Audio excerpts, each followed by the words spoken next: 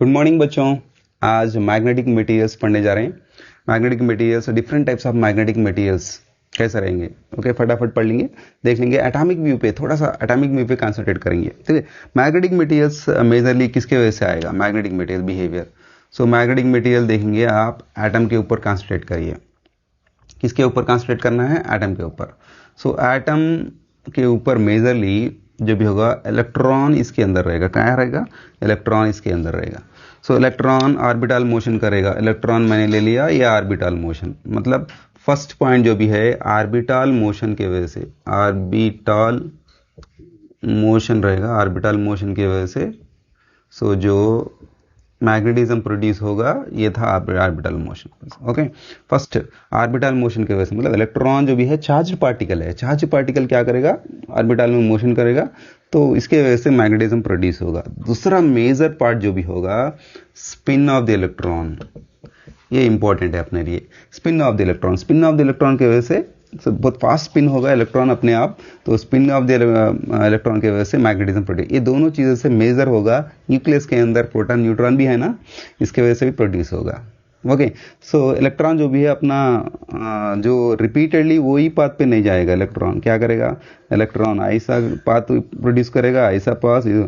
पूरा मैग्नेटिज्म जो भी है डायरेक्शन ऑफ द इलेक्ट्रॉन का ऑर्बिटल मोशन के ऊपर भी डिपेंड होगा। चलिए बच्चों, सो ये था अपना major atom view, atomic view पे देखे तो मैग्नेटिज्म ऐसा प्रोड्यूस हो जाएगा।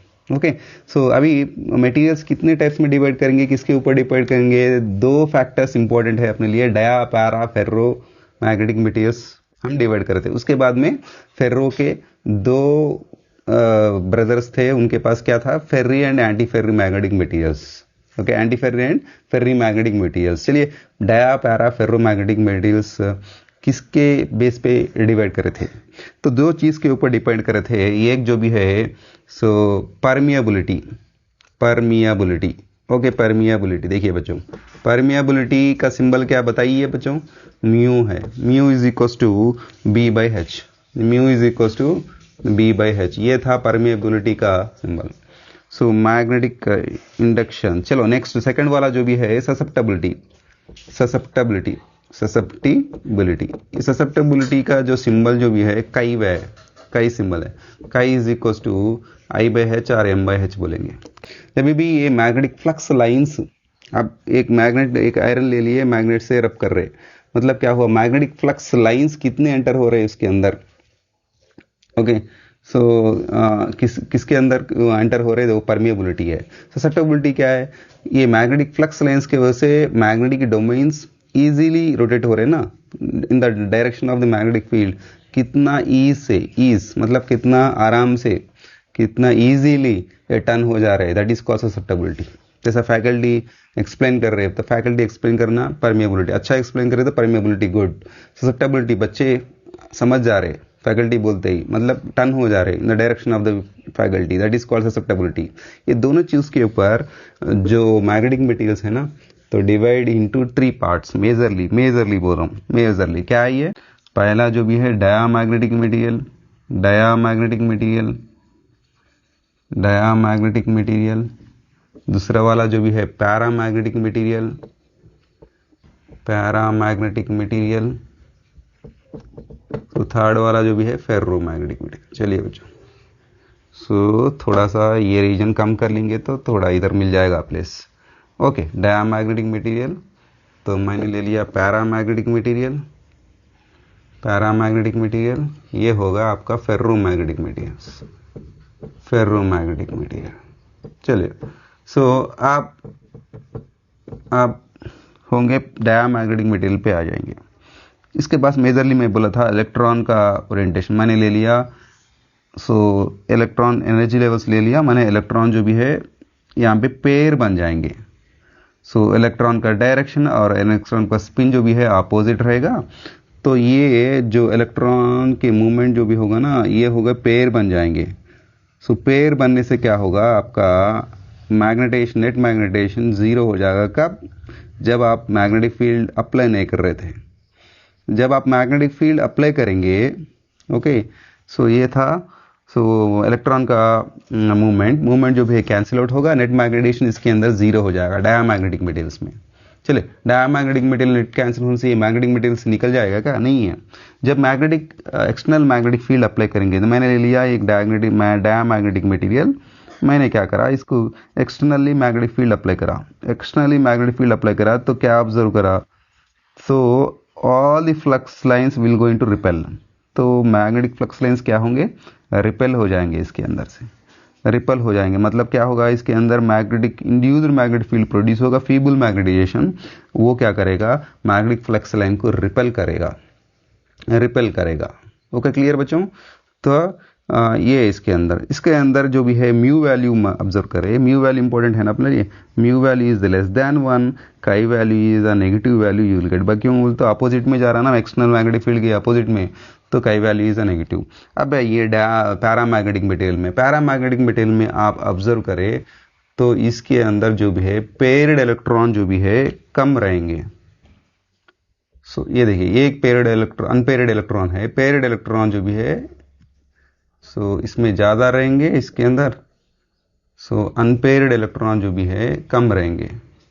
सो ये एक दो अनपेयर्ड इलेक्ट्रॉन की वजह से, मतलब कम वाले अनपेयर्ड इलेक्ट्रॉन की वजह से आपको क्या होगा, पैरामैग्नेटिज्म मिल जाएगा। जब भी आप magnetic material external magnetic field में अप्लाई करेंगे तो क्या होगा, एक और दो मतलब कम मैग्नेटिक फ्लक्स लाइंस के अंदर एंटर हो जाएंगे। So maximum magnetic flux lines होगा रिपल हो जाएंगे। सो ये प्रॉपर्टी पैरामैग्नेटिक बिहेवियर में ऑब्जर्व होगा।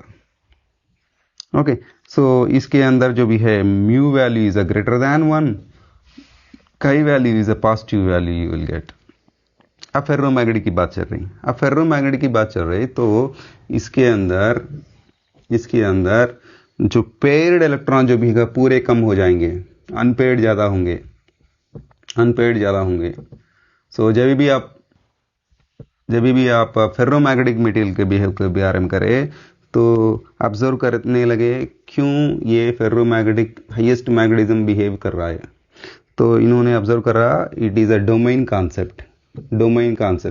सो फेरोमैग्नेटिक मटेरियल के बारे में बिहेव कर रहे, आप इमेजिन कर रहे हैं, मतलब डोमेन्स के बारे में पढ़ रहे हैं आप। इसका म्यू वैल्यू जो भी है greater than 1 and chi value is a very positive value रहेगा।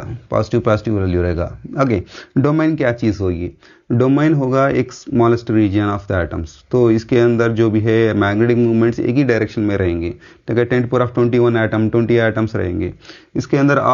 और एक डोमेन ले लिया मैंने, और एक डोमेन का डायरेक्शन अलग अलग रहेगा। कब, जब भी आप अप्लाइड मैग्नेटिक फील्ड रहेंगे मटेरियल के अंदर ऐसा डोमेन के ऐसा डिवाइड हो जाएंगे। सो ये था डोमेन्स के पूरे मैग्नेटिक मूवमेंट्स एक ही डायरेक्शन में रहेंगे। So because of that you will get the highest magnetism. जब भी आप मैग्नेटिक फील्ड अप्लाई करें, ये था मैग्नेटिक मटेरियल के अंदर, जब भी आप मैग्नेटिक फील्ड अप्लाई करें पूरे मैग्नेटिक डोमेन जो भी है एक ही डायरेक्शन में रहेंगे। किसके डायरेक्शन में, मैग्नेटिक फील्ड के डायरेक्शन में इजीली टर्न हो जाएंगे।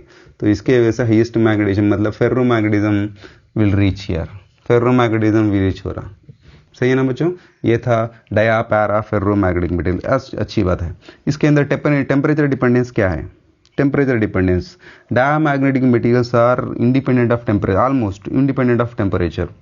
तो आप ग्राफ डालेंगे काई वर्सेस टी की। अगर मैंने डाला यहाँ पे काई वर्सेस टी, ये टेम्परेचर था, ये अपना काई था, तो आपका जो डिपेंडेंस होगा ईयरली ये 0 एक्सिस के बराबर रहेगा। Okay, independent of temperature. अब आइए, सो यहाँ पे टेम्परेचर वर्सेस काई, ओके मैंने ले लिया।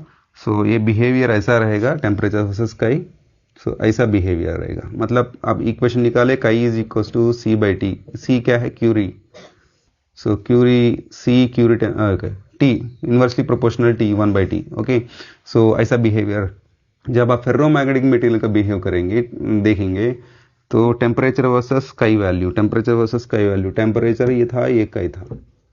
तो फेरोमैग्नेटिक मटेरियल्स तो एक पर्टिकुलर वैल्यू तक मैक्सिमम रहेगा, तो उसके बाद में स्लोली डिक्रीज होगा।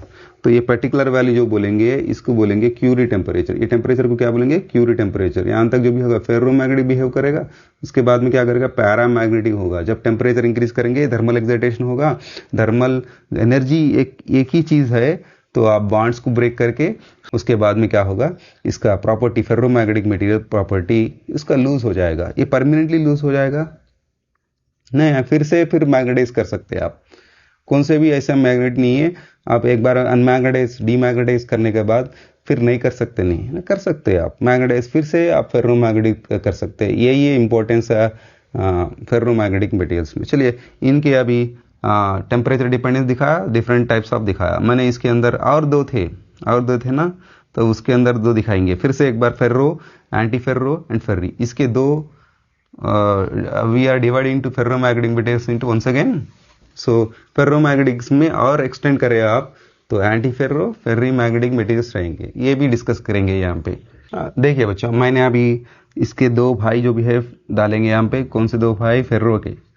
Ferro extended magnetic materials are ferro, anti ferro,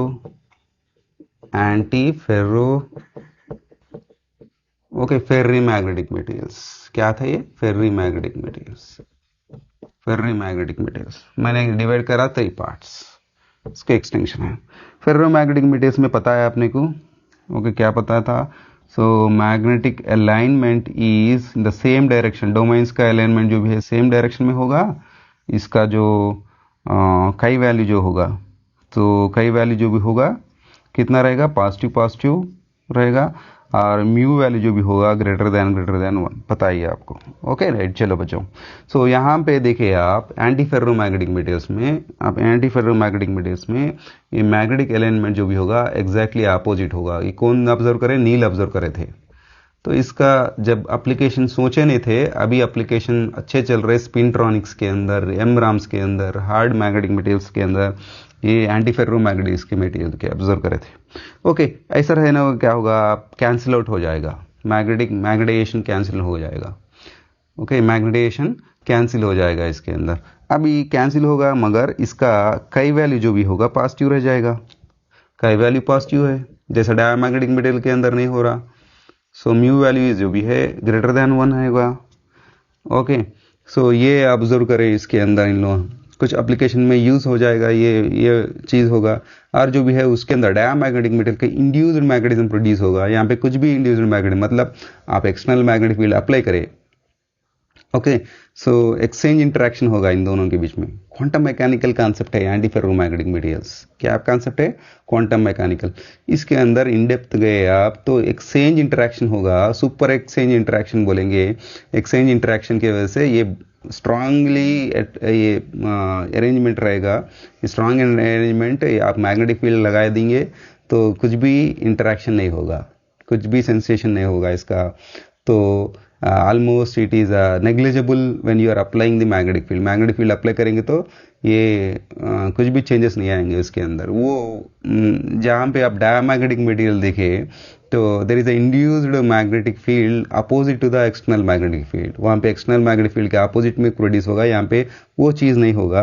तो इसका टेम्परेचर डिपेंडेंस आप ऑब्जर्व करें। टेम्परेचर डिपेंडेंस मैंने ले लिया टी वर्सेस काई का ऑब्जर्व करा, तो एक पर्टिकुलर वैल्यू तक मैक्सिमम जाएगा, उसके बाद में डिक्रीज होगा। इसका जो टेम्परेचर होगा इसको बोलेंगे नील टेम्परेचर।